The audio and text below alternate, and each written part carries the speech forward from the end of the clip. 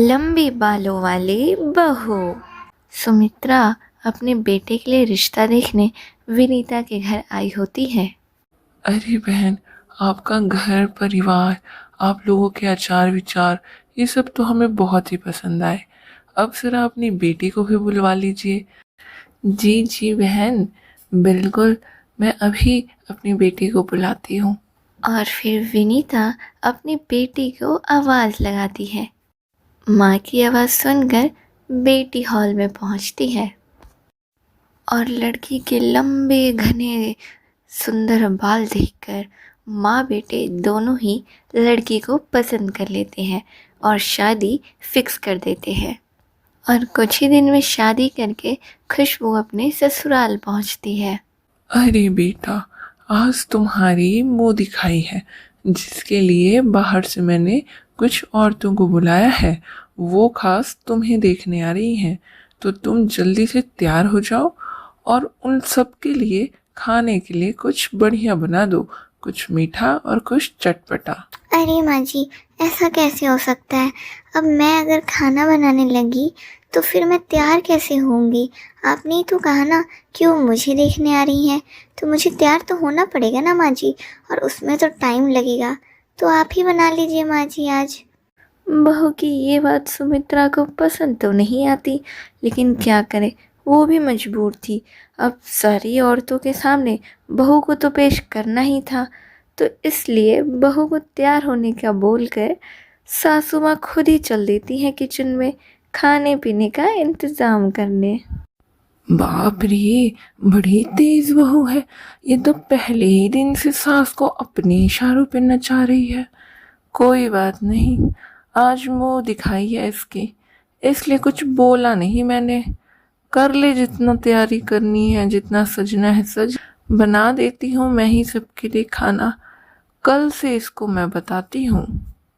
अरे, आ गए आप सब। कैसे हैं आप लोग?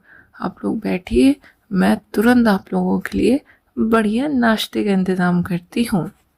अरे बहन, तुम क्यों नाश्ते का इंतज़ाम करोगी? तुम्हारी वो नई बहू कहाँ है? वो क्या करेगी? उसके होते हुए अब तुम नाश्ता पानी लगाओगी क्या? अरे नहीं नहीं बहन, ऐसी तो कोई बात नहीं है। वो क्या है ना कि उसके बाल ज़रा लंबे हैं, तो उसको तैयार होने में ज़रा टाइम लगता है।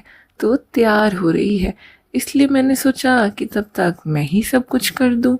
वाह सुमित्रा वाह, तुम तो कहती थी कि तुम्हारी बहू के आ जाने के बाद तुम घर में एक चम्मच भी नहीं उठाओगी, और तुम तो यहाँ सारे काम कर रही हो, वो भी पहले ही दिन से।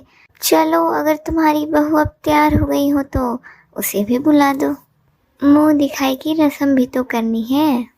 हाँ हाँ, क्यों नहीं, मैं अभी अपनी बहू को बुलाती हूँ। और फिर सुमित्रा अपनी बहू को आवाज़ लगाती है। तभी सुमित्रा की बहू वहाँ आती है, जिसके लंबे घने सुंदर बाल देखकर सारी औरतें दंग रह जाती हैं। बहू, इनसे मिलो, ये है हमारे पड़ोसी, जो कि तुम्हारे मुंह दिखाई के लिए आए हैं। अरे वाह सुमित्रा, तुम तो एकदम सही बोल रही थी। तुम्हारी बहू तो एकदम चांद का टुकड़ा है, और इसके बाल तो क्या घने, कितने सुंदर, कितने रेशमी लग रहे हैं। क्या राज है ऐसे बालों का? हाँ, मेरी भी बेटी चाहती है कि उसके भी लंबे घने काले बाल हो, लेकिन उसकी किस्मत में शायद लिखा ही नहीं है। कितना भी तेल लगा लो, कुछ भी कर लो, मैं तो थक गई हूँ। लेकिन उसके बाल हैं कि ऐसे हो ही नहीं रहे हैं। क्या राज है बेटा, हमें भी बताओ। अरे आंटी जी, इसमें राज वाली कोई बात नहीं है। बचपन से ही ना मेरी माँ ने मेरे बालों का खूब ख्याल रखा है, और उसी का नतीजा है कि आज मेरे बाल इतने लंबे और घने हैं। अरे वाह सुमित्रा, तुम तो बहुत नसीब वाली हो, जो इतनी अच्छी बहू मिली है तुम्हें, और इतने सुंदर। लोग तरसते हैं ऐसी बहुओं के लिए। आज के ज़माने में ऐसे बाल देखने को कहाँ मिलते हैं। बस बस आंटी जी, अब ज़्यादा तारीफ भी मत करिए मेरे बालों की, वरना इन्हें नज़र भी लग सकती है। और फिर अगले दिन सास बहू के कमरे में जाती है और अपनी बहू से बोलती है। अरे बहू, ये सब क्या है? सुबह के 8 बज चुके हैं और तुम अभी तक अपने कमरे में क्या कर रही हो? तुम अभी तक तैयार नहीं हुई? तुम्हें इतना नहीं पता कि इस समय तक साफ सफाई हो जानी चाहिए? कब साफ सफाई करोगी? कब खाना बनाओगी? कब सबको खिलाओगी? कितने काम है घर में और तुम यहाँ आराम से बैठी हो। अरे माँ जी, घर के काम तो मैं तब करूँगी ना जब मेरे खुद के काम खत्म होंगे। अभी तो मैं नहा के आई हूँ, अभी मेरे पूरे बाल गीले ही हैं। अब गीले बालों में तो कोई काम नहीं होगा ना, अभी सूखेंगे, फिर मैं इसमें सीरम लगाऊंगी, तेल लगाऊंगी, इनकी चोटी करूंगी, उसके बाद ही ना कोई काम करूंगी माँ जी। खुले बालों में सारे काम घर के कैसे होंगे? और इतने लंबे बालों को सूखने में और संवारने में 2 घंटे तो माँ जी मुझे लगते ही हैं। तो आप इतना समझिए कि अब मैं कोई भी काम 2 घंटे के बाद ही कर पाऊंगी। 2 घंटा सुनकर सासू माँ के तो होश ही उड़ जाते हैं और वो गुस्से में बोलती है कि बाप रे, 2 घंटे! 2 घंटे इन बालों में लगाओगी तो घर के काम कब होंगे? सुबह का नाश्ता सुबह में किया जाता है, पर जैसे तुम्हारे बालों का टाइम टेबल है उससे तो लगता है हमें सुबह का नाश्ता दोपहर को ही मिलेगा। और इतना बोलकर सासू माँ वहाँ से चली जाती है। फिर एक दिन सास हॉल में बैठी होती है, तभी बहू मार्केट से घर आती है। अरे बहू, आज कहाँ चली गई थी तुम? पूरे 4 घंटे बाद आ रही हो। अब ये मत कहना कि आज भी तुम पार्लर और स्पा गई थी। हाँ माँ जी, आपने बिल्कुल सही गैस किया, मैं पार्लर ही गई थी। वो क्या है ना कि मुझे स्पा करवाना था अपने बालों में। अरे बाप रे, ये नागिन जैसे लंबे बाल तो मेरे गले की फांसी बन गई है। हफ्ते में हर 2 दिन इसको पार्लर ही जाना होता है। क्या फ़ायदा ऐसे बालों का जिसे हम खुद संभाल ही ना सके। सारे पैसे पार्लर में फूंक कर चली आती है जैसे कि पैसे पेड़ पे उगते हों। अरे माँ जी, आप ऐसा क्यों सोचती हैं? अब आप ही बताइए, इतने लंबे बालों को घर में हम कैसे मेंटेन रख सकते हैं? ऐसे तो ये खराब हो जाएंगे ना। ना इतने लंबे बाल धोए बनते हैं, ना संवारे बनते हैं। तो इसको हफ्ते में 2 बार तो कम से कम मेंटेनेंस चाहिए ना माँ जी। और बात रही पैसों की माँ जी, तो मैं उस पार्लर की रेगुलर कस्टमर हूँ, जिसकी वजह से मुझे बाकी कस्टमर के मुकाबले हर ट्रीटमेंट में ज़्यादा छूट मिलती है। इसलिए माँ जी, आप पैसों की चिंता तो मत करिए। इतना सब कुछ बोलकर बहू तो वहाँ से चली जाती है, लेकिन सास के अंदर तो जैसे ज्वालामुखी फट रही हो। बाप रे, इसके बालों की तरह इसकी जुबान भी बहुत लंबी है। लेकिन बस बहुत हो गया। अब इसकी बालों की वजह से मुझे बहुत दिक्कत हो रही है। ना घर का कोई काम करती है और तो और सारे पैसे मेरे बेटे के जाके पार्लर में फूंक कर चली आती है। इसीलिए मेरा बेटा कमाता है क्या इतनी मेहनत से दिन रात? मैं ऐसा नहीं होने दूंगी। बाल उतने ही रखो जितना तुम संवार सको, इतना भी नहीं कि वो बाल गले की फांसी बन जाए।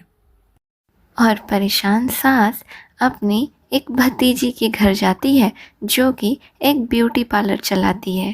अरे आओ आओ, बैठो मौसी, और बताओ कैसी हो? कितने दिन हो गए मौसी, तुम तो आती ही नहीं हो, भूल ही गई हो अपनी भतीजी को। आओ बैठो, और अपनी नई बहू के बारे में भी बताओ ज़रा, कैसी है वो? अरे क्या बताऊं स्वीटी, तेरी भाभी ने तो परेशान करके रखा हुआ है। इतने लंबे बाल है उसके, जिसको देख के मैंने उसे पहली ही नज़र में पसंद कर लिया था। पर मुझे नहीं पता था स्वीटी कि उसके वही लंबे बाल एक दिन मेरे गले की फांसी बन जाएगी। अरे तुम भी ना मौसी, ऐसे क्यों बोल रही हो?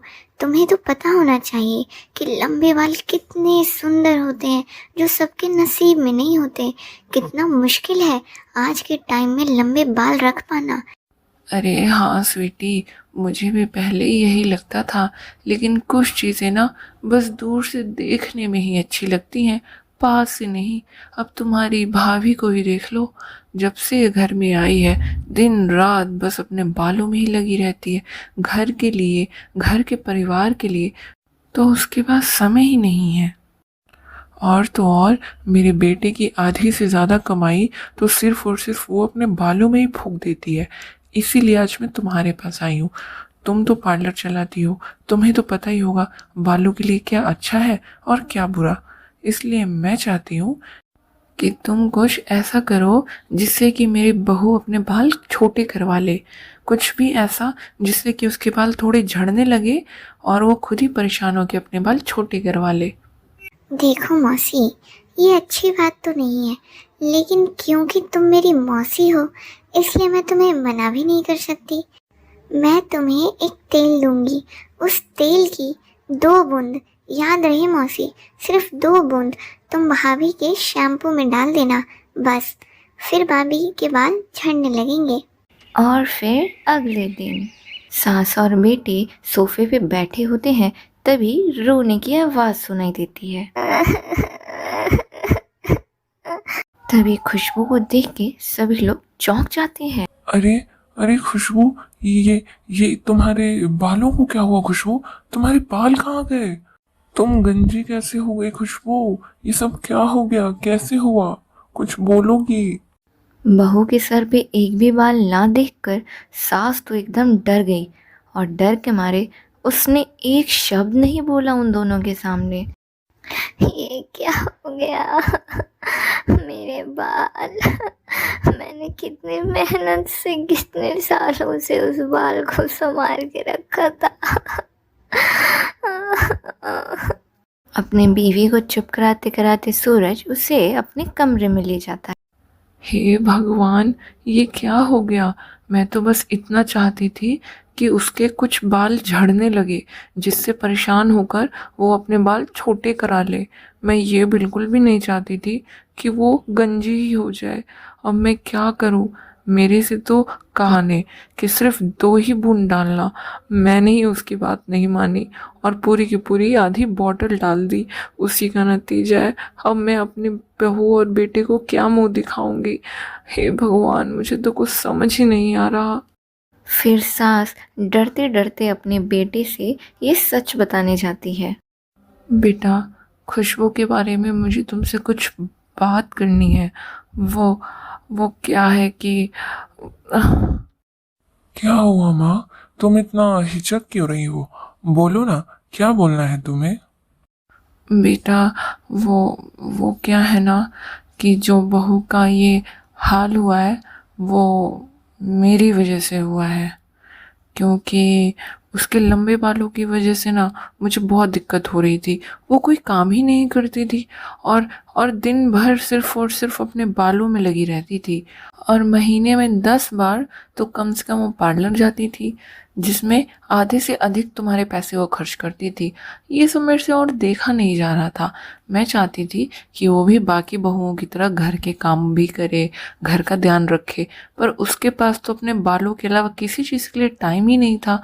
बस इसीलिए मैंने उसके शैम्पू में एक स्पेशल तेल मिला दिया था जिससे कि उसके बाल थोड़े झड़ जाएं। पर मैं ये नहीं चाहती थी बेटा कि वो गंजी हो जाए। मैं चाहती थी कि उसके बाल बस थोड़े गिरने लगे जिससे कि परेशान हो के वो अपने बाल छोटे करवा ले। मुझे नहीं पता था कि ये सब हो जाएगा। सास जब तक अपने बेटे से सारी सच्चाई बता रही होती है तब तक उसकी बहू वहाँ आ जाती है और सास की ये सारी बातें सुनकर उसे तो बहुत ही गुस्सा आ रहा होता है। सासू माँ, तो ये सब आपका किया धरा है। आपने ये हाल किया है मेरा और मेरे लंबे बालों का। आपको ज़रा भी तरस नहीं आया मेरे पे, मेरे साथ ऐसा करते हुए? आखिर क्या बिगाड़ा था मैंने आपका कि आपने मेरे साथ ऐसा किया? अरे अरे बेटा, तुम मुझे गलत समझ रही हो। एक बार मेरी बात तो सुनो। नहीं, बहुत सुना लिया आपने और जो करना था वो कर भी लिया। अब तो खुश है ना माँ जी आप? बहुत दुश्मनी हो गई थी आपको मेरे बालों से। आखिर मेरे बालों ने आपका क्या बिगाड़ा था? सभी बोलते हैं कि सास ऐसी होती हैं, सास बुरी होती हैं, लेकिन मैंने कभी भी आपको एक सास की तरह नहीं देखा। जैसे मैं अपनी माँ के साथ रहती थी वैसे ही मैं आपके साथ रहती थी। पर आपने क्या किया? आपने मुझे बेटी तो दूर एक बहू तक नहीं समझा और मेरे साथ ये व्यवहार किया। आपके लिए शायद आपके बाल कुछ मायने ना रखते हों, पर मेरे लिए मेरे बाल बहुत मायने रखते थे और इसीलिए मैं आपको कभी माफ़ नहीं करूँगी। इतना बोलकर खुशबू वहाँ से गुस्से में चली जाती है। और फिर अगले दिन सुबह सुबह सास के कमरे से बहुत तेज चिल्लाने और रोने की आवाज़ आती है, जिसको सुनकर बहू और बेटे दोनों सास के कमरे में जाते हैं और उन्हें देखकर चौंक जाते हैं। माँ, आप इतना चिल्ला क्यों रही हैं और रो क्यों रही हैं? और ये क्या, आपके बालों को क्या हो गया माँ? हाँ, अरे क्या बताऊँ बेटा, कल तक तो मेरे सारे बाल अच्छे थे और आज जैसे ही मैं बाल धो के बाथरूम से निकली और जैसे ही मैंने अपने बालों को देखा वो सारे ज़मीन पे थे और मैं पूरी गंजी हो गई बेटा। हाँ। मेरी तो कुछ समझ में नहीं आ रहा है। कभी खुशबू के साथ, अब आपके साथ ये सब हो क्या रहा है अपने घर में? खुशबू के साथ तो जो हुआ वो आपने किया जानबूझकर, पर आपके साथ ये सब किसने किया? अरे मेरे बेटे को मेरी इतनी चिंता है और तू चुपचाप खड़ी है, तू कुछ बोलेगी नहीं? तेरे को मेरी चिंता नहीं? एक मिनट, कहीं कहीं ये सब तूने तो नहीं किया, इसीलिए तू चुप खड़ी है। मैं समझ गई बेटा, ये सब कुछ तेरी बीवी खुशबू ने ही किया है मेरे से बदला लेने के लिए। क्यों खुशबू? हाँ मेरी प्यारी सासू माँ, ये सब मैंने ही किया है और आप इसी लायक है, क्योंकि आपने जो मेरे साथ किया वो जब तक आपके साथ नहीं होगा तो आपको कैसे पता चलेगा कि इसका दर्द क्या होता है। अब आया ना मज़ा। अब आप भी गंजी और मैं भी। अब हम दोनों में कोई अंतर नहीं है। जो सब मुझे कहेंगे वही सब आपको भी कहेंगे, और जिस तकलीफ़ से मैं गुज़र रही हूँ अब आप भी उसी तकलीफ़ से गुज़रेंगी। आपको क्या लगा आप मेरे साथ कुछ भी करेंगी और मैं चुपचाप बर्दाश्त करती रहूँगी? तो नहीं माँ जी, ये जो आपने मेरे साथ किया है ना, ये हरकत बर्दाश्त के बाहर है। इसलिए मैंने आपके साथ जो किया ठीक किया। आप इसी लायक हैं माँ जी। बस भी करिए अब आप दोनों की इस उल्टी सीधी हरकत से और इस झगड़े से मेरे को तो लग रहा है मैं पागल ही हो जाऊंगा। मैं जा रहा हूँ यहाँ से। और इसी तरह लंबे बालों वाली बहू के नाम से जाने जाने वाला घर अब दो गंजियों के नाम से फेमस हो जाता है और जिसे देखो गंजी गंजी के आगे चिढ़ाता ही रहता है।